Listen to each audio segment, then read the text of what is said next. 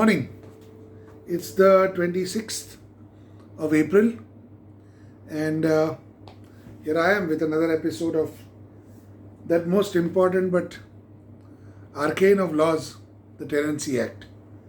Now, before I get into the crux of it, I must tell you that it is a very daunting prospect to read the Tenancy Act, mainly because of the successive amendments which have been carried out, and the letters which are added beyond section 32.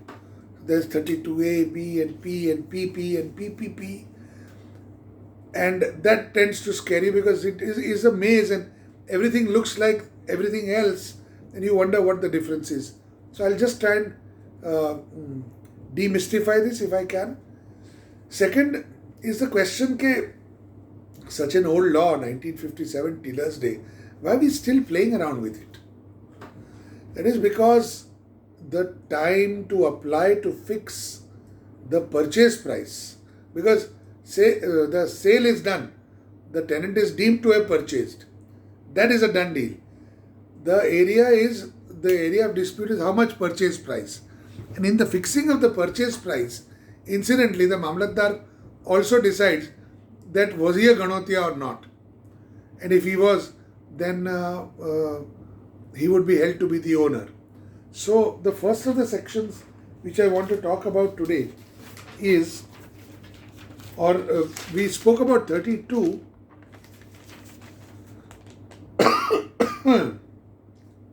Deemed purchase if you are tilling the land on 1/4/57. Then there were several amendments in that act.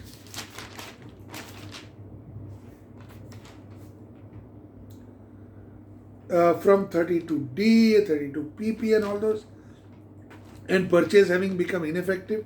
So if you just see 32D talks about purchase till ceiling area, and 32G is the purchase price. So this is the stage at which the landlord and tenant are at issue, as we call it in law. So that the price has to be fixed. It's usually a pittance, but there's a notion that jameen je jati rahi nu vartar landlord ne mali gyu.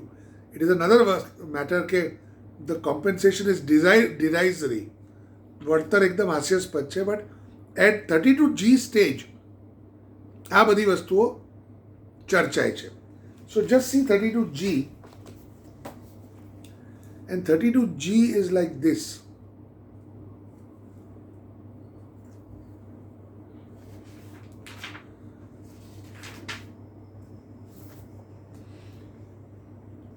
(32G) says that purchase price to be fixed in this fashion, and if the tenant is willing to purchase, the tribunal shall, after giving opportunity to the tenant and landlord and all persons interested in the land to be heard, determine the purchase price of the land in accordance with the provisions of section 32H and 32A. I would think that આ તો બધું થઈ ગયેલું હતું, because 32G has been there since the longest time. But એવું ના થયું, કોઈ ચૂકી ગયું. પરચેસ પ્રાઇસ ફિક્સ કરવાની અરજી કોઈએ ના કરી તો શું થાય? વન વુડ થિંક કે તે વખતે નહીં કરી તો હવે ગયું, જેની જમીન તેની જમીન. બટ પછી then the things start becoming interesting. There is 32M. 32M says કે પરચેસ ઇનઇફેક્ટિવ થયું હોય, એટલે કે પરચેસો થઈ ગયું પણ એની પ્રાઇસ ના ભરાઈ હોય તો શું થશે? What will happen? Purchase to be ineffective on tenant's failure to pay purchase price in lump sum or in installments within the given period. So if it's not done, tenant has to pay the price. And then those amendments started. So 32M talked about not being able to be done immediately. Then another came. In case of purchase by tenant before the date of commencement of the Tenancy Act 56 has become ineffective and he has not paid the arrears, then he'll get 4 installments. Then subsection 3 was added in 1969. Okay, notwithstanding anything or time વીતી ગયો તો પણ 1969ના 2 વર્ષની અંદર તમે અરજી કરો કે હું પરચેસ પ્રાઇસ ભરવા તૈયાર છું, તો the purchase will not be ineffective. That is to say the land will still stay with the tenant and not go back to the landlord. So that is 32 M subsection 3. Then subsection 4 and 5 were added. Okay, notwithstanding the period mentioned in subsection 4, જો તો પણ કોઈ રહી ગયું હોય તો એને આ એક્ટ એટલે કે 81ની 2 મહિનામાં કરી નાખવું. So you see how the whole thing is moved. Purchase price ના ભરાઈ હોય તો 81, 82, 83 સુધી ટેનન્ટને રાઇટ હતો ટુ અપ્લાય કે fix the purchase price and make the sale પક્કા in my favour. Because once the purchase price is fixed, as I said, it's usually a derisory amount, કે લેન્ડ રેવન્યુના 6 પટ કે 12 પટ એટલું જ હોય, એ ભરાઈ જાય પછી 32Gનું સર્ટિફિકેટ ઇસ્યુ થાય. અને 32Gના સર્ટિફિકેટમાં contains the title of the Ganotia to the land. So it is his title document, and it is a very important document. Then section 32P comes. It says કે collector to dispose of land where purchase is ineffective, કે કલેક્ટરે dispose કરવાની. સો એક તો ગણોત્યને time to time extend કરી આપ્યું કે હવે અત્યાર સુધી ના કર્યું તો હવે કરો, અત્યાર સુધી ના કર્યું તો હવે કરો. દેન એ બી નહીં થાય તો લેન્ડ તો વેસ્ટ ઇન ધ ગવર્મેન્ટ. સો જ્યારે પરચેસ ineffective થાય, now there is no legal fiction by which the landlord is divested of the land and the land vests in the government. એવું કોઈ એક્ટમાં જોગવાઈ નથી. But by reading 2-3 sections together, the tenant is deemed to have purchased on Tiller's Day or any of those days mentioned thereafter. After that, if purchase becomes ineffective, there is a legal hiatus actually. It should go back to the landlord? No. The Act makes no such provision. So if purchase becomes ineffective, the collector shall dispose of the land in order of the priority mentioned. And it is called the priority list. And guess who gets the first priority? The first priority is given to the tenant who missed the boat again. Now 32P has been there for some time, but the priority list and all those new conditions are imposed sometime in the year 1973.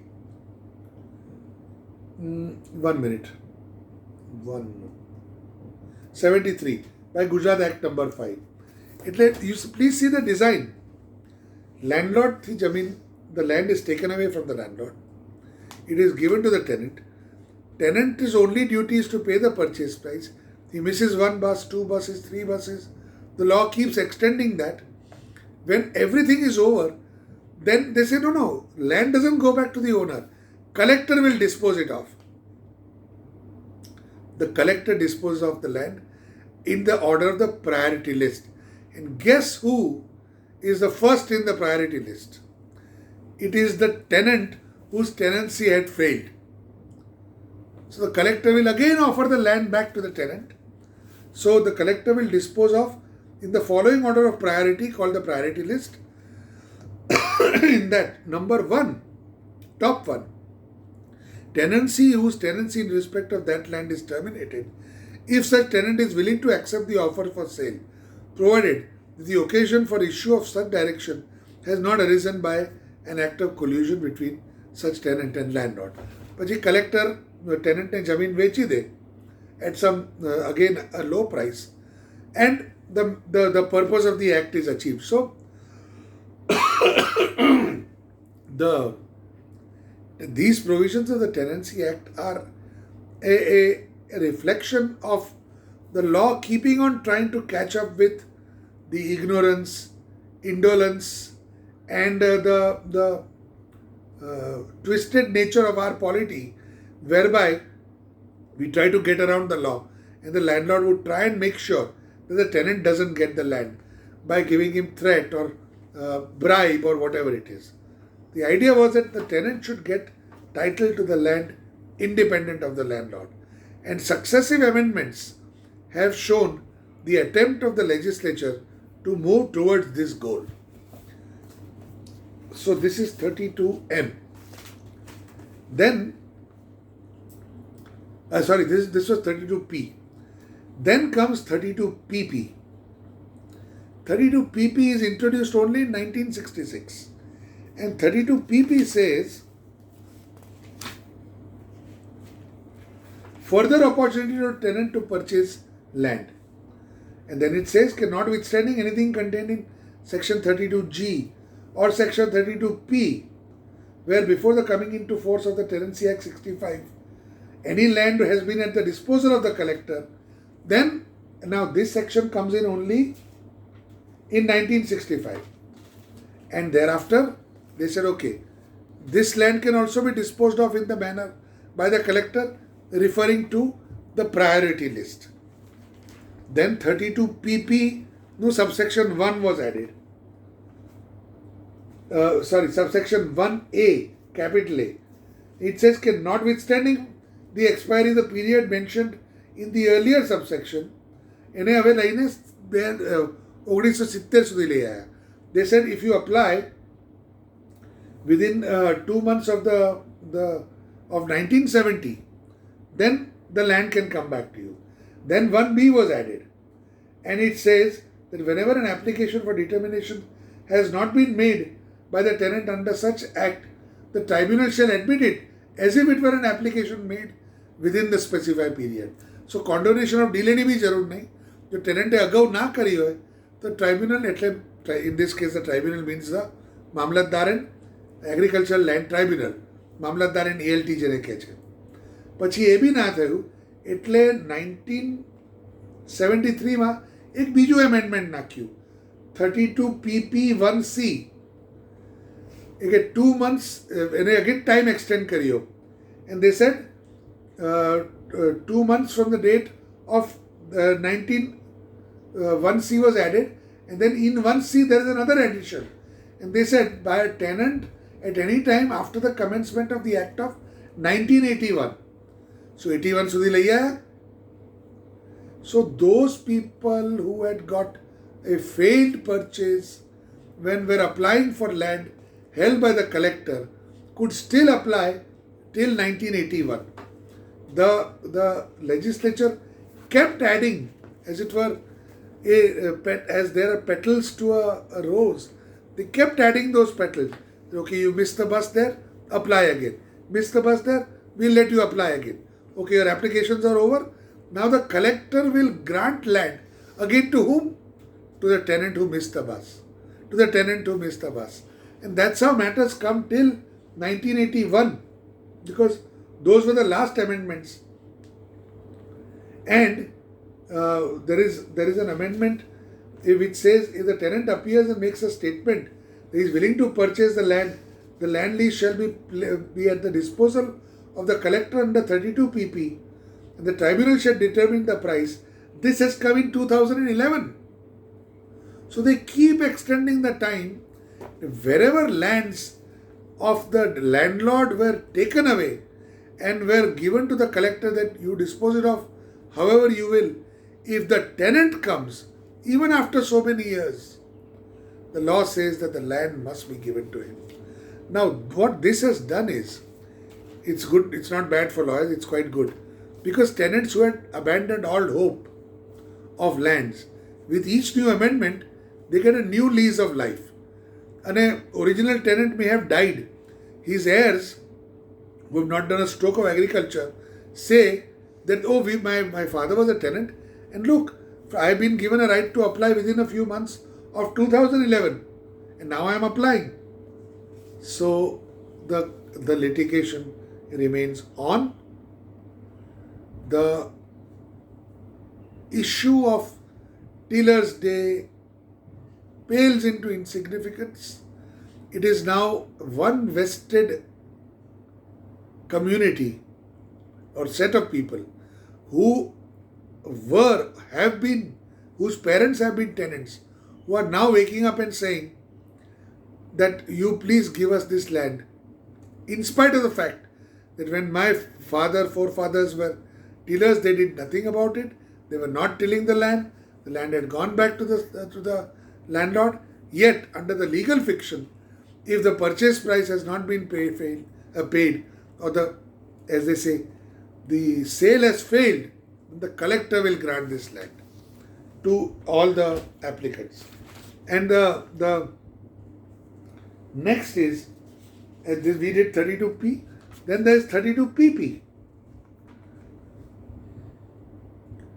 So 32PP says that if any land, it reads like this: notwithstanding anything contained in section 32G or P, if any sale has become ineffective and any land has been placed at the disposal of the collector under 32P on account of the purchase having become ineffective, and so and so, for a declaration that the purchase has become ineffective, and the application will be decided, okay, sale has become ineffective, and at that time, if the tenant, subsection 3 says, if the tenant appears and makes a statement that he is willing to purchase the land shall be at the disposal of the collector under 32P.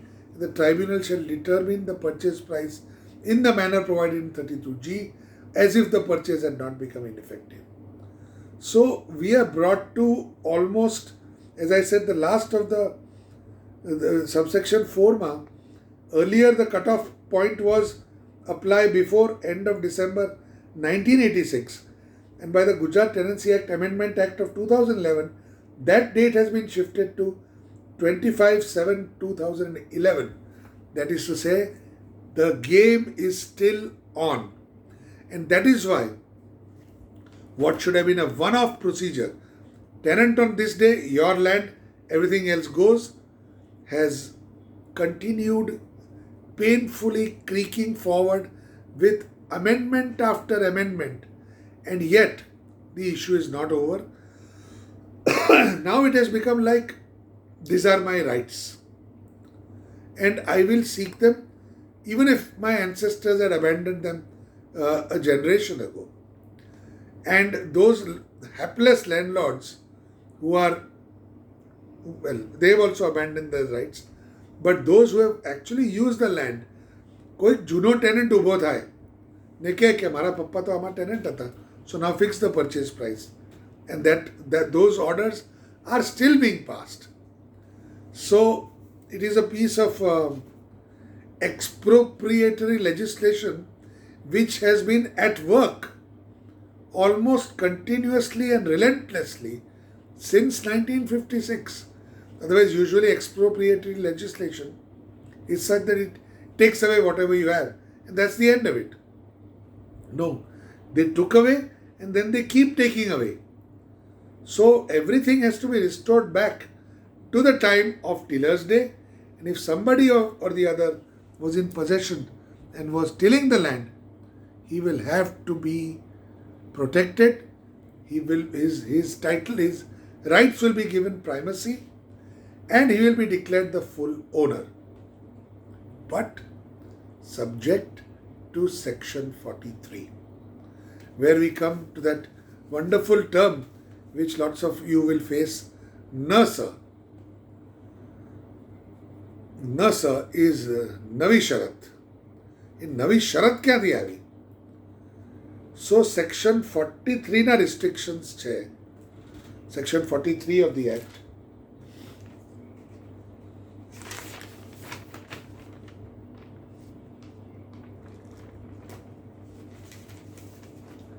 is a very important section.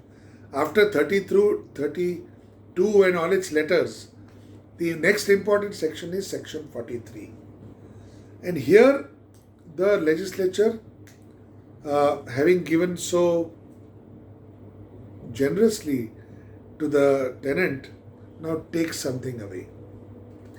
And 43 basically what it does is, it says that when any land comes to a tenant under the preceding sections, then it shall be, what are the words used?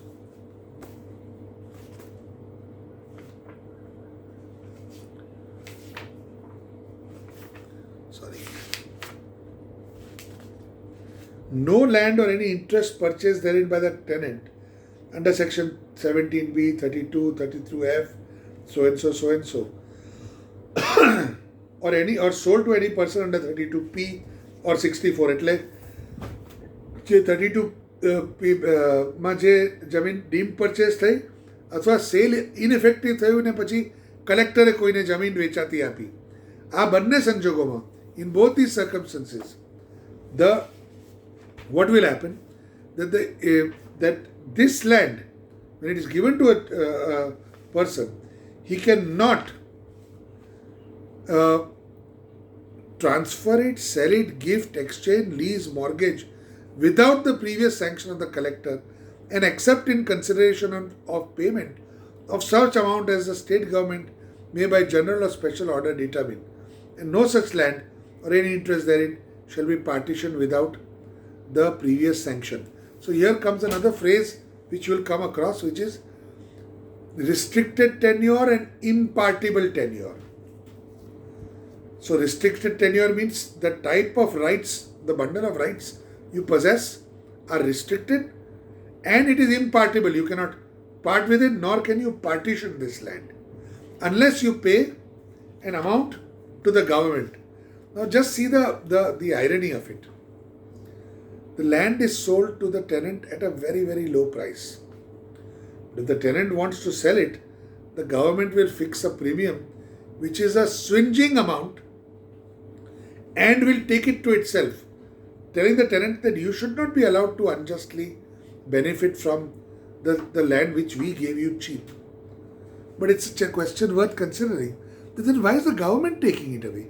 They should give that excess amount to the original landlord. Anyway, those are just my reactionary thoughts. The government takes that premium, and a lot of the litigation under the Tenancy Act is when the landholder, when the Ganotia, who is now the landholder, after some time finds that, boss, this agriculture is not just not doing my thing. I am close to the city. I'll be able to buy an Audi if I sell this land. So he applies to the collector for fixing the premium.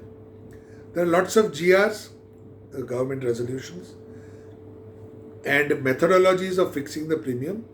There is a committee at the district level which fixes the price of the land, and then the collector will say, okay, this is the price of the land, 100% is the premium. So after paying that premium, and it runs into crores of rupees. So if there is an agreement to purchase agricultural land, that is otherwise void under 43, unless there is prior permission. And it says, without the previous sanction of the collector. So all deals that you have made are gone. The collector will give sanction, and that premium runs into crores of rupees for big pieces of land. So this is a very fertile area of restriction, of litigation. That is to say, payment of premium price, fixation of premium price, and the litigation arising therefrom. The landlord or the seller or the buyer may say कि હવે આટલું બધું premium બહુ છે, થોડું ઓછું કરી આપો, એનું litigation થાય. Or some sales are effected without any previous sanction, then I'll deal with them elsewhere. So this is as far as the section 43 restrictions are concerned. And the only exception to this is, and here I'll ask you to think back to your transfer of property days, because a mortgage is a transfer of land. Now these lands cannot even be mortgaged.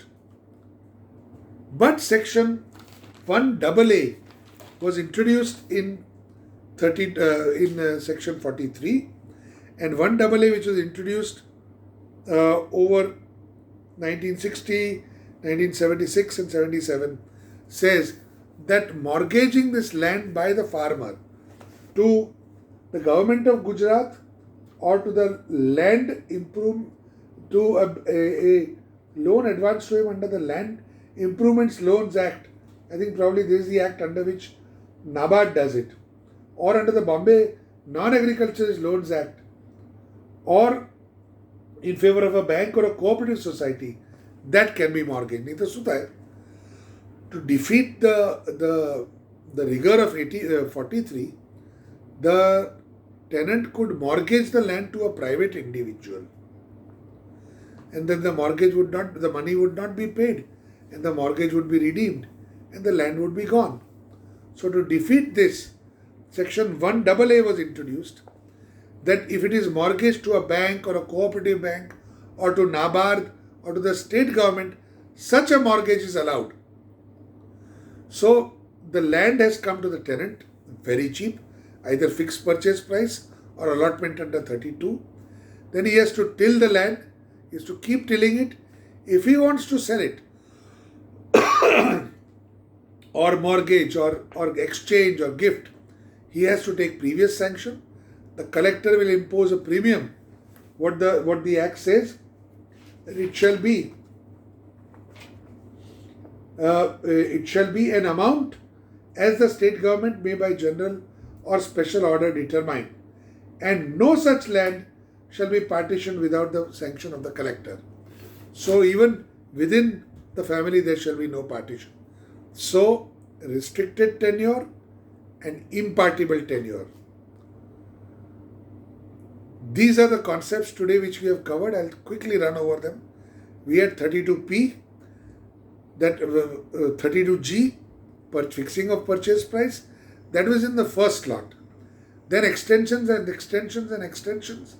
And then even after that, if the purchase has failed, the regime of 32P, 32PP and 32PPP. The clear intent of the legislature is make sure that the tenant gets the land and that it doesn't go to the landlord. And I have pointed out, Section 43 says to the tenant, "Ke boss, you've got land for a song, you are supposed to till it and earn your livelihood. You can't sell the land and do profiteering, because if you do that, the government will take your profit away from you, or almost all the profit will be taken away from you." These are the social objectives which this act, as I said, this act is less a piece of legislation than a socio-political manifesto, where the successive governments try to give effect to the socialist part of our preamble and make sure that the tiller gets the land. Thank you.